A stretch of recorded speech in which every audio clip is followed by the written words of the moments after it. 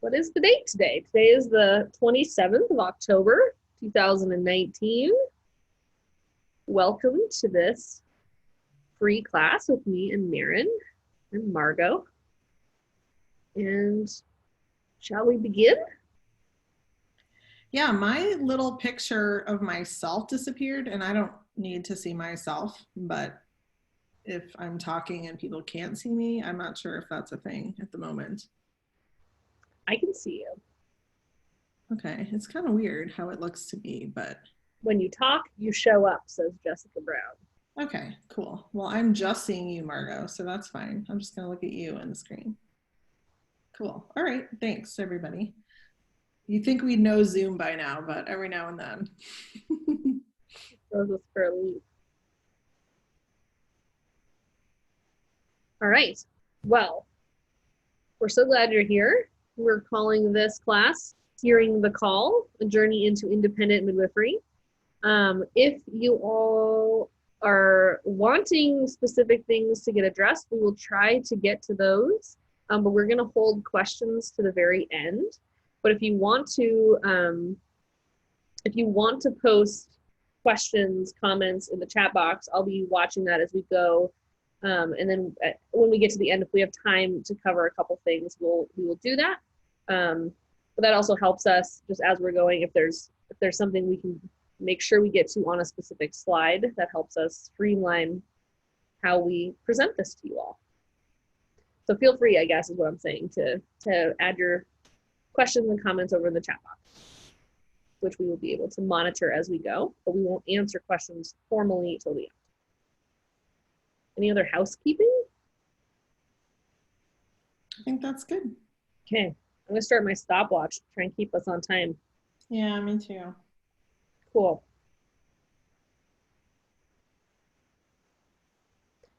All right.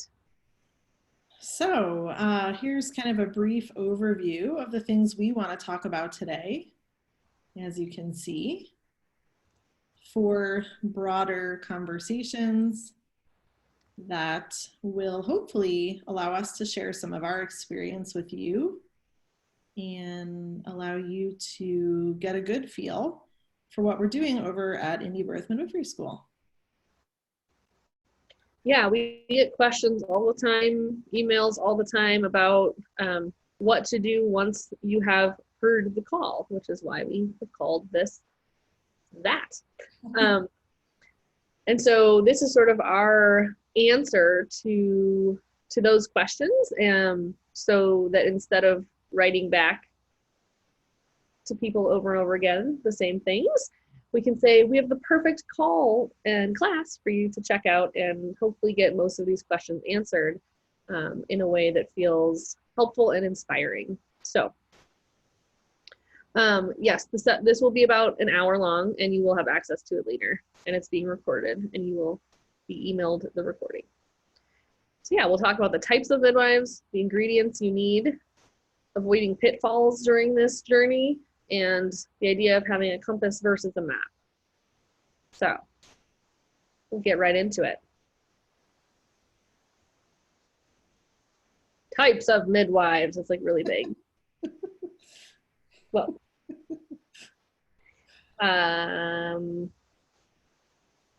I just was at a local birth and baby fair yesterday, and so I feel like I've got my spiel dusted off. If you want me to start, Maren. Yeah, you should go for it. All right.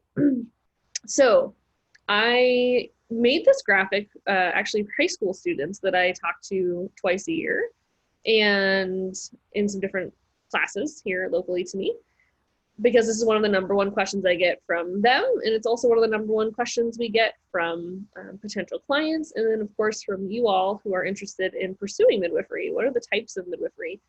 Probably a lot of you on the call are familiar with this, but I still think this is a helpful way to break it down, since if you do pursue this path, you're going to find yourself explaining this quite a bit.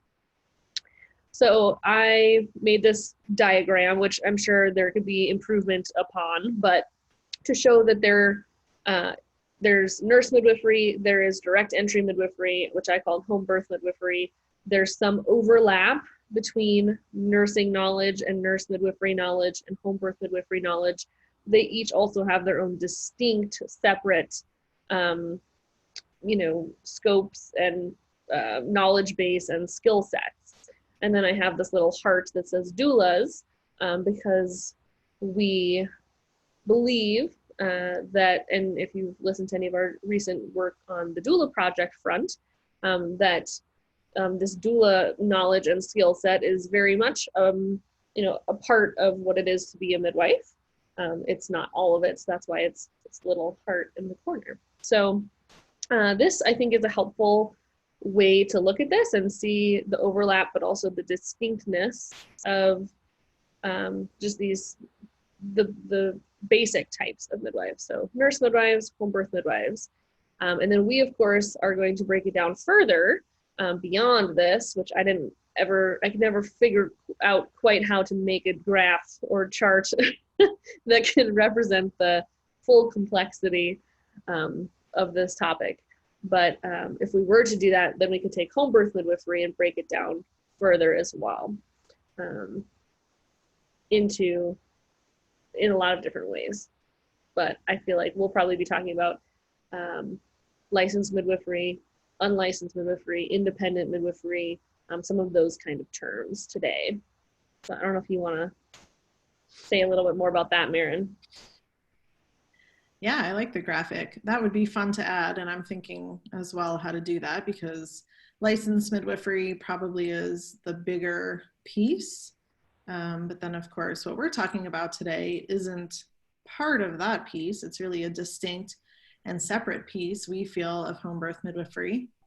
Although I guess there's maybe like a slight overlap for sure, just because the obvious, midwives attending home birth. So we're going to get down to some pretty nitty-gritty distinct differences, which I think is what most people are looking for. Again, leading back to questions that we get, people are just generally confused about their options, not only as birthing women, but as people looking to go into this field. So I think that's a great start.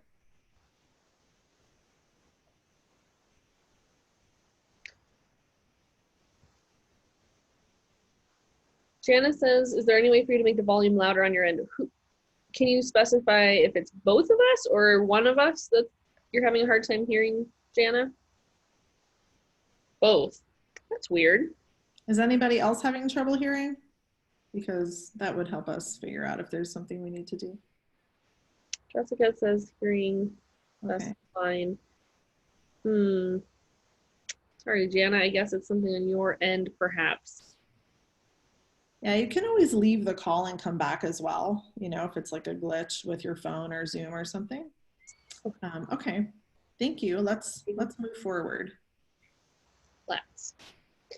So before we start on these other pieces, we wanted to share a little bit about our own journeys into becoming independent midwives.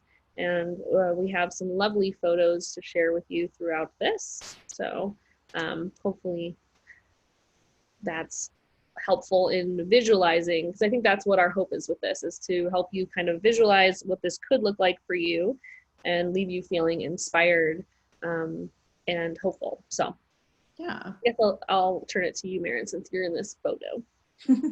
Yeah, I love this photo. Along with what you said, I feel like there are definitely some myths that come up about independent midwifery and becoming an independent midwife. So those are the kind of questions that if you have, put them in the box. I think we're aware of some of the bigger ones, but it's always good to hear where people are at. So my own journey into midwifery really wasn't into independent midwifery at all. So I think a lot of you can probably relate to that. What I was aware of as options when I was a student was mainly like the CPM route. And even though I worked under an unlicensed midwife, and here's where it might get confusing, I worked under an unlicensed midwife in Chicago that was a CPM. So even though the state of Illinois didn't recognize her as a midwife at all, she went ahead and went down the CPM route. So I kind of had a foot in both worlds, at least in my training with her. I wasn't exactly sure in the beginning what I would do. Would I be an unlicensed midwife as well in Chicago or another place as a community midwife? Or would I take on a more structured path? So you can read more about both of our stories in our indiebirth book, our new book, but just to kind of sum it up, I worked with that midwife for a while, and then she had some legal troubles, and I moved here to Arizona, and I finished out my training with a licensed midwife. So certification versus licensing, they're two different things, although in some places they are the same thing. So here in Arizona, it's can be the same thing, meaning that if you're going to walk down the CPM path, you can also use that to obtain a license in this state. And so that's what I did. Funny enough, I spent a couple of years working with her, completing all the numbers and obtaining a license to practice midwifery here in Arizona, as well as the CPM certification. And to make a really long story short, I ended up giving back that license to the state and realizing how restrictive it was for my own beliefs and really my own practice and in serving women here. And that was about 7 years ago. So my views have changed a ton. You know, really, I think women should have all options, but I lived the fact that licensing was harmful to people's choices. So that's ultimately why I decided to change paths kind of and enter into being an independent midwife and not being accountable to anyone but the family, not the state. I do still hold the CPM certification for some other reasons. And I mean, truly, they're not the same thing at all. That certification doesn't require me to do anything in particular. So that's kind of getting off on a tangent, but that's my story. And my really short 1-minute version of the story is that I became Marin's apprentice in 2011. Is that right? And started out without the intention of being licensed, toyed with the idea of becoming certified as a CPM, and never did. So I came into this with some of these beliefs already, but without really a plan around what that meant. So I think that that could resonate with a lot of you here. And I didn't have, for some reason, I don't know why, I didn't have a lot of like the hang-ups that I know I hear from people often. I just knew that that was the way I was going to do it, and I would figure it out eventually. But I was also a really idealistic 21-year-old, so maybe that had something to do with it as well. But it's all good because it has, I think, worked out for the best for me. So I have not gotten a certification. I'm not a CPM, and I have not had a license. And so I'm sure we'll talk more about that. But my path included 5 years with Marin as an apprentice, which was so wonderful and amazing and life-changing in all the ways I'm sure you would think. And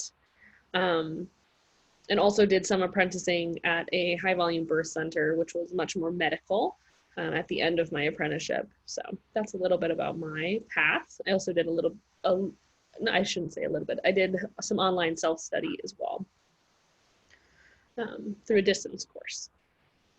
Oh yeah, I forgot about that. I did. You left that out. I did complete a distance course specifically for, you know, more independent midwifery. Took me many years. Cool. So this is a photo from the same birth. Obviously the baby is out in this one. The last one, she was still in labor. Isn't that so cool? I think that was the longest cord I had seen. Was that the longest you've probably seen? Yeah, for sure, I think. Yeah, it's such a cool photo, and I liked it for this slide because I feel like you can see in my face, like, just, you know, I've seen lots of placentas and cords, but I still had like a, wow, that's an amazing thing that I'm holding in my hands here. A respect for it and like a admiration, and, you know, just was amazed. And I think that that's what I would want people to take away from this little couple minutes that we wanted to talk about, a day in the life of an indie midwife, like what this is really like. And, you know, the magic never really goes away. And also things can be really hard. Like this lifestyle can be really challenging. So I think we want to be candid about that as well. And yeah, I'm not sure where I wanted to go with that. Compose my thoughts or jump in, Maren. Yeah, I mean, it's a very creative path. I think that's what we hope to get across to you today, that there certainly are some solid decisions that you can make, like enrolling for our program or somebody else's, but a lot of it is just kind of what presents itself on your path. People to learn from, workshops to go to, different ways to work with women as you're seeing this goal. So, you know, maybe that's being a doula, but if you're in our doula course, you know that we're thinking a lot about what that word even means. So if I had to share just kind of like a day in the life, I didn't like plan this. I'm just gonna kind of make something up. So aside from attending births, obviously, because we could just say that an entire day was spent at a birth, but with not doing that, I feel so blessed that it's a very creative way of being a midwife. You know, sometimes we have phone consults with people regularly, kind of all over the country. I talked to a woman this week that had had a couple C-sections and couldn't find anyone in her area. And really, when we got down to talking, I felt like needed more support around nutrition. Like it wasn't even what you would think. So that was really fun, and been keeping in touch with her just from a distance and seeing how I can be support. Here with the women that I work with, it's really pretty creative care. So prenatals, you know, everybody here probably knows what that looks like, but they usually have a different spin on them. Just the relationship with people, I have found that being an independent midwife has shifted that a lot, that they're really like the absolute perfect people. And we do fun stuff like go grocery shopping to help someone work on nutrition, or go over to their house and help them cook something, rather than just being in my office here and, you know, seeing people in a way that I used to. It's way different than that. Of course, you know, there's sort of the normalcy of seeing pregnant women and checking up on them and having relationships with them that are more regular. So lots of texts come through during the day, that kind of thing.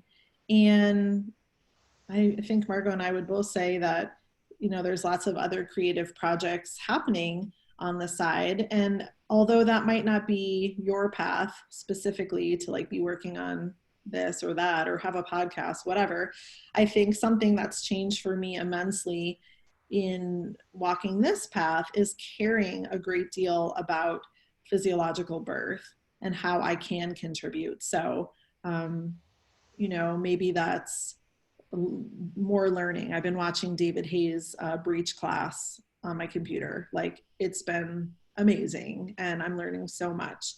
And thinking about, you know, some of the studies presented in that topic area, like they're all medicalized studies. And if we're independent midwives and we're really supporting physiological birth and the way birth really works when it's not regulated, then, you know, that's my soapbox for saying I care about those things. And maybe one day I'll get around to doing stats on, you know, my own clients, or having something in the world of research to contribute. So I think things really felt like they opened up for me when I didn't have a license, because when I did, I was so consumed with just like staying in the box and really not thinking too much outside of that. So that's a really long day in the life. I got carried away. I know. I feel like we should have said the month in the life, and it'd be really cool if both of us kept track of what it is we do in a month. I wanted to add, of course, seeing people in the postpartum as well. Last night, I had a phone call late at night, 8:39, someone that I have was starting to get mastitis, and so like troubleshooting that with her. Her husband came over and got some stuff from me to try and help nip it in the bud. And then this morning doing, another check-in with her. I think we had a text and another phone call to make sure everything was okay. So there's so much of that communication that goes on beyond just the actual in-person meetings as well. And like I said, I just yesterday was at this birth and baby fair, which happens twice a year. And I mentioned already that I do high school teaching locally. So I really think the other piece here is the education piece. And this is where if somebody says, I'm called to be a midwife, I need this this birthing knowledge, I want to share it with people, but I'm XYZ, and we'll get to those pitfalls and hangups in a little bit here. Even if you don't get through those things, get over those things, make peace with those things, you can still be that person in your community and still bring that midwife energy and knowledge and love to your community without ever calling yourself a midwife, truthfully, if you really, didn't get to that point for some reason. So I guess that's what I wanted to highlight, is just so much of my time is spent, creating new curriculum, classes, workshops, hosting them in my community, and, doing stuff on social media too, which is a way to reach a lot of people. I taught a workshop at the birth and baby fair yesterday on my giant list of birth decisions. And I think there were 12 people, maybe a little bit more, maybe 12 or 15 people there. And all of them had come in without really any expectation and left. I could feel, and some of them told me like this had changed the trajectory of their birth planning. And these are people even planning hospital births. So there's so much power in having this knowledge and skill set beyond just showing up at a birth and being there for somebody. So hopefully that all makes sense. And there's some questions coming in, and we're definitely going to get to them, so don't think we're ignoring you. Cool. All right, on to ingredients that you need according to our perspective. I've been doing a lot of baking lately, so that's why I used the word ingredients, I think. Okay, I get it now. Yes. Well, because people, ask us, like, and, a question last week you got from somebody, do I need to have a college degree to do your program? Right? Didn't somebody ask you that? Right. Right. Yeah. So, I think it's good to clarify. You do not need to have a college degree, to be clear. Anyone is welcome to be a part of our program. We think that these sorts of things are the things you need. You don't need a background in anatomy and physiology. You don't need to have a nursing background, et cetera, et cetera. I get asked that all the time when I tell people I'm a midwife. First they go, well, what's the difference between a doula and a midwife? And then they say, well, are you a nurse? And so there's a lot of education that needs to happen around all of this. So you can always show people that graphic I made if you're in one of these conversations and need some assistance. So I guess we could just read you this list, and you can just maybe take a moment and close your eyes or not and have a few breaths and hear what we think you might need and see how it feels as you hear these words. Does that sound good, Maren? Mm-hmm. All right. So, fortitude and clarity plus courage and perseverance. A huge amount of self-awareness and self-care, a desire to go inward first and often. Strong beliefs about birth, life, and death. The desire to truly serve women and families. Hands-on experience, or hands-off as the case may be. Lots of knowledge. Hundreds and hundreds, I would say multiple hundreds of hours of reading and listening. A big list of what you need to learn, and I would add what you want to learn. Yeah. So that's where, we obviously thought it would be helpful and has been extremely helpful to the students that we have had to have this structured curriculum in IBMS, which we'll talk about at the end, just to kind of see what it is that a midwife knows. So if you wanted to look at our curriculum page, you can see kind of all the topics that we've broken it down into, the bigger topics. But yeah, so these are some of the ingredients. Cool. You'll see as we go on as well that our prior students really have been of all varieties and experience levels. We'll talk more about that. So again, if you're doubting, I don't know if this is for me, or I don't know if I'm that person, consider these things. Cool. So that was a quick little piece. I think that's good. Yeah. Yeah. On to the more dramatic piece, which is avoiding pitfalls. So that is a dramatic word, isn't it? Pitfall. And this might bring stuff up for you. And if it does, and you have questions, post them. I see the ones rolling in, and I'm sure we'll be able to get to the ones that have been asked so far. So here are the ones that we see the most commonly. And it's interesting how this parallels the work with people in pregnancy. So just to put that out there as we start talking about this. Often we're having to midwife the student midwives, if that makes sense. So, right. This first one, a lack of clarity about what path you are on and where you are headed. So that, like I said, feels like it's such a parallel to when I sit down with people who are, maybe considering having a home birth. So much of what being a midwife is to me is helping people find that clarity and encouraging them to find that clarity for themselves. So it's, not a surprise that we have to do the same work ourselves as midwives and people who perhaps want to be midwives. Mm-hmm. So I'm trying to think of some examples of that. If you have some, jump in, Maren. Well, I think not knowing exactly where you're headed all the time is actually pretty normal. So that may be a pitfall if you kind of get so wrapped up in it, which we do here quite a bit. Sometimes people can't find apprenticeships, or they just feel like they're spinning in circles and they have this timeline in their head. And that can be a pitfall because it's actually, I think, keeping people from just doing what's in front of them as a way of going forward. But as far as the path, to me, it's holding in your heart this idea of service and your love and passion for moms and babies. So it's really easy to fall off track with things like fear, licensing, prosecution, persecution. There's so many things that can take us off our path and try to convince us that there's a more direct, safer option.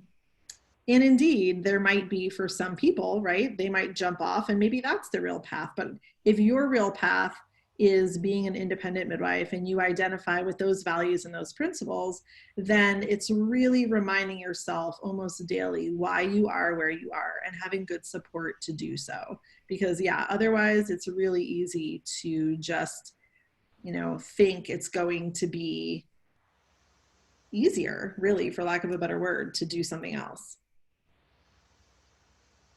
So those are my thoughts on that pitfall. Yeah, I think other ways this looks sometimes come from just sort of the new-ish phenomenon of people like not being transparent.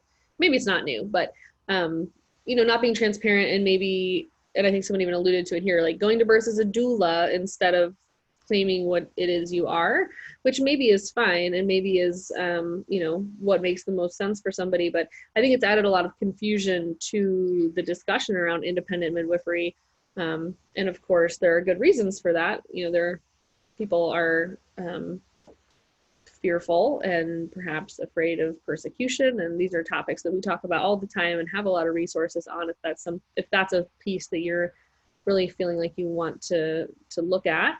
But I think it's adding to that lack of clarity. So another way that that looks often is people who really do want to be midwives, but they sort of make a pit stop, not a pitfall, in the world of being a doula for a long time first before they figure out how to do that, which is fine. We're all evolving and it's a process, but I know there's lots of people out there right now who are like, oh, I just sort of settled for being a doula, even though that's not where I really want to end up, for example. So yeah, just getting clear about what it is, and this will change probably, as all things do, as you're in this world of birth work for longer. And that's a good thing, but in the moment, trying to get as clear as you can be about what role you want to be serving in and how you want to be serving in that role is, I think, really important. But looking at my stopwatch, I should stop myself from saying anymore. Yeah.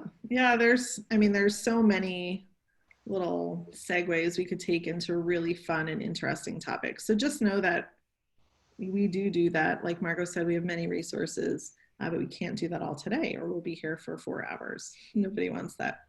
So let's move on about the second bullet point there, not getting the education you want because you were jumping through hoops. Oh man, if I had $1 for everyone that says to me or us, well, I want to do your school, but this midwife won't take me as an apprentice, or my state requires a blah, blah, blah, blah, blah, so I can't.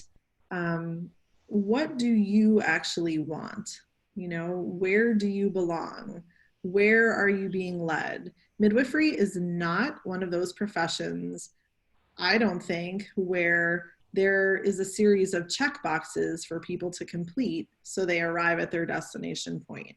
I think we have to accept that it's kind of messy, but we get to choose. We really do. We get to choose what's in front of us and then how we want to proceed from there. So why do something that doesn't feel right to you? And maybe it's not even as large scale as like the school of choice. There's plenty of people that just do self-study. But are you putting yourself out there to learn from other people or to go to workshops? Or are you not doing that because who knows why? Maybe it's a hoop, or maybe it's some other barrier you've put up for yourself. It happens all the time.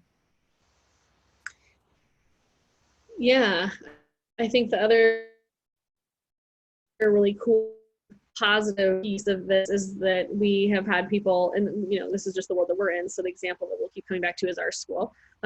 Just yesterday at the birth fair, one of the labor and delivery nurses at one of the local hospitals came by, and we got to talking, and when I told him that we have online midwifery courses, he said that he's wanting to take some of them.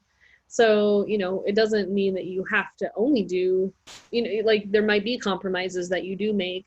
I know we've had students in a MEC accredited school either transfer to us and do our program, or take courses a la carte because they want that perspective that they're missing in this other, perhaps more mainstream program.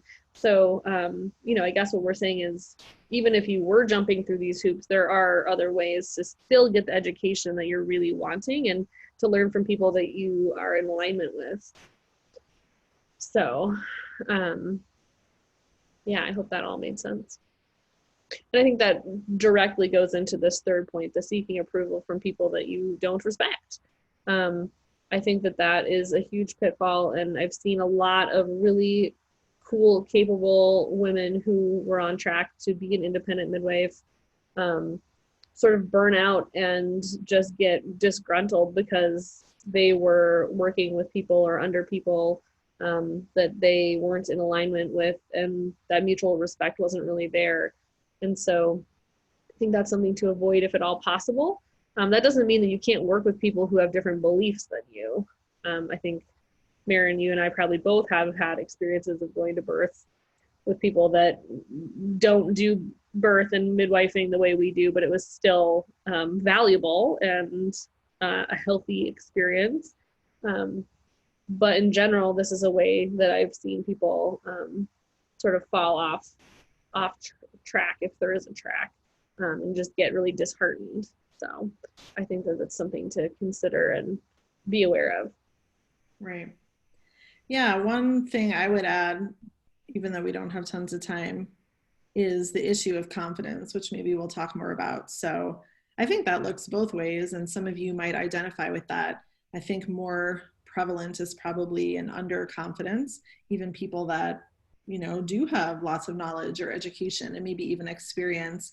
We're really leery of putting yourself out there, and that can be hard depending on your community. I hate to say, a lot of the time it's just even other midwives, that practice in the same area, that they have their idea of how this goes. And, there's only one way that that looks for some people. So it can be scary to put yourself out there. And then, of course, on the other side of the coin, are people perhaps feeling overconfident in something like independent midwifery because they're not jumping through the hoops, and somehow they think that means that you take a course and then you start attending birth. So both of those things I think are things to avoid, and just kind of staying steady on the path and knowing that it's not all rainbows and unicorns, that it's really hard work and can take who knows how long, 2 years, 5 years, 10 years, whatever. And those questions aren't answered.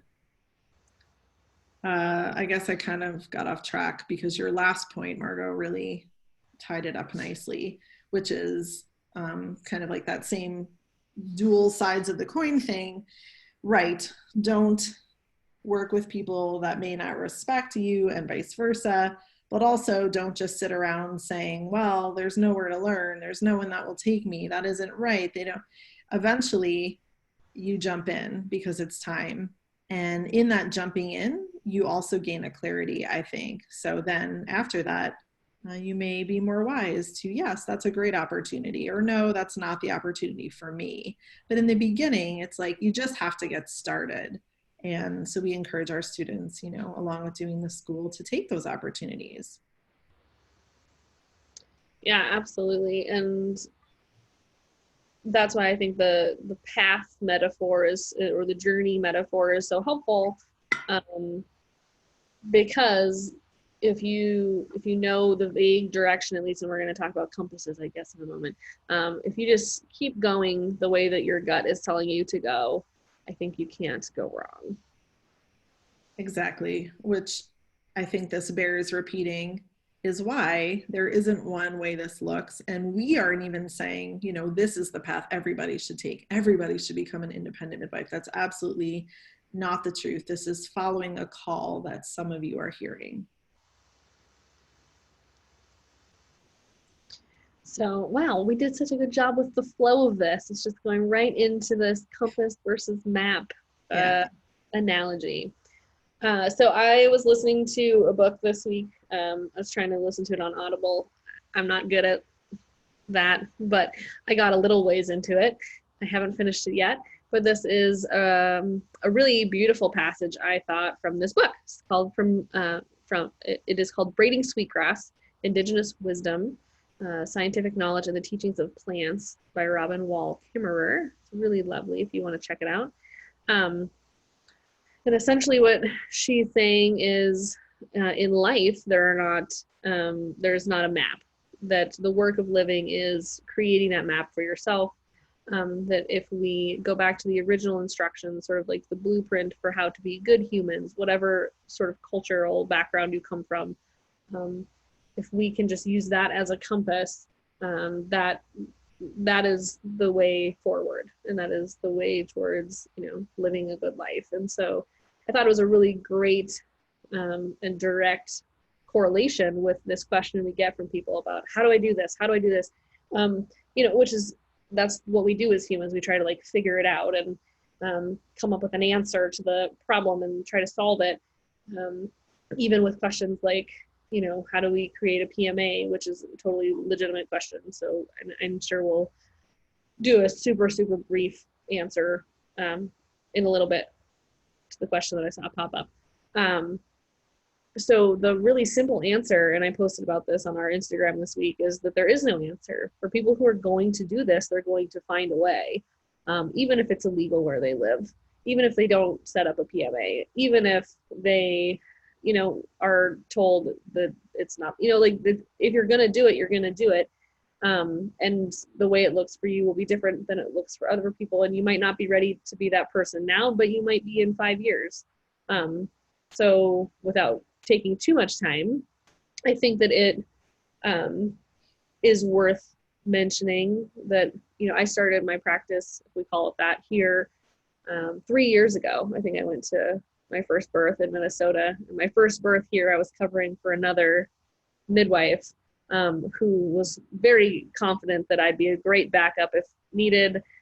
We didn't think she would need me. And this woman ended up having her baby while she was out of town. And it was so perfect. Like the universe was like, hey, Margot, you're kind of not feeling confident and you're wondering how this is going to go and if this is really what you should be doing and if this is a okay place to be doing it, and totally just kicked me into this experience where I had agreed to be this backup, thinking there's no way she was going to have her baby. She had a history of going like 2 weeks over, and she had her baby a week early or something instead, this fourth time, and had this really lovely, easy, unencumbered, awesome birth. And on the way home, I just like laughed to myself, thinking like, oh, haha, there it is. Like I did it. And was able to feel good about it. And it wasn't like magic overnight. I was confident all of a sudden. But, it took me a little while to find my groove and to find my confidence that I was indeed following, these original instructions, and my motto of like, I'm not doing anything wrong here. I'm helping people the best way I know how. And as people showed their appreciation for that, my confidence grew. So yeah, I think it's, like I said, it's messy. And that was after 5 years of an apprenticeship, right? So just wanted to give you that peek into one, that's how it looked for me. Yeah. Yeah, I was going to share just another minute about my experience, because I think hearing these experiences are helpful for people. So hopefully we're not just blabbing, but I know I could never have anticipated my journey the way it has happened. And if I had stayed, purely in my head, then maybe I would have remained licensed, or maybe I wouldn't be doing this at all. But it was truly a journey of following what my soul was calling me to do. And so again, that's where we're all different and there isn't one way, but you really can't go wrong if you're doing that. There's so many things set up in the world to like try to lure us back to where the mental, makes the choices. Unfortunately, there's also a lot of fear in those places too. So, just saying that, I never thought back, a million years ago that I would be doing it this way. And I don't do it this way because I only have a desire to like be different, or, oh, I don't agree with that. Well, those things are true. I do like not agreeing with things sometimes, or, authority isn't my favorite thing, but like, I'm not in that space when I'm serving women. It's because this is what I'm supposed to do. So we take all the threads that we've all got in our lives, right, of fears and, expectations and ways to do things. And eventually we just have to tune those things out. Or, there's other ways of doing it, but essentially coming back to these original instructions is what I'm getting at. Yes.